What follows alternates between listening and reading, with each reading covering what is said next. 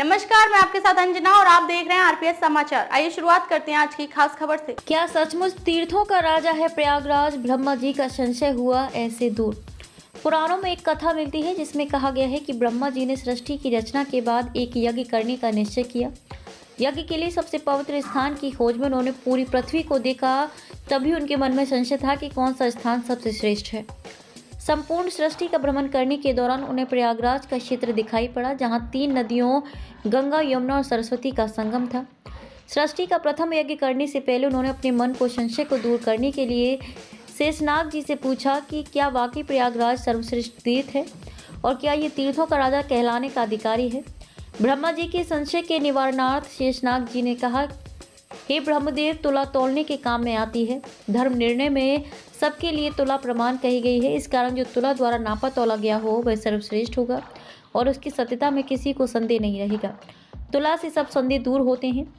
आप स्वयं परीक्षा कर लें कौन सा तीर्थ न्यूनाधिक अथवा बराबर है अथवा सर्वश्रेष्ठ है। इसका निर्णय तुला यानी कि तराजू के द्वारा हो जाएगा, कहा जाता है। उसके बाद सभी तीर्थों को बुलाया गया। तदनुसार एक पलड़े पर प्रयाग तीर्थ तथा दूसरे पलड़े पर क्रमशः सभी तीर्थ रखे गए, किंतु प्रयाग तीर्थ का पलड़ा अन्य सभी तीर्थों की अपेक्षा भारी रहा। तब से प्रयाग तीर्थ को तीर्थराज की मान्यता सर्वसम्मति से प्रमाणित मान ली गई।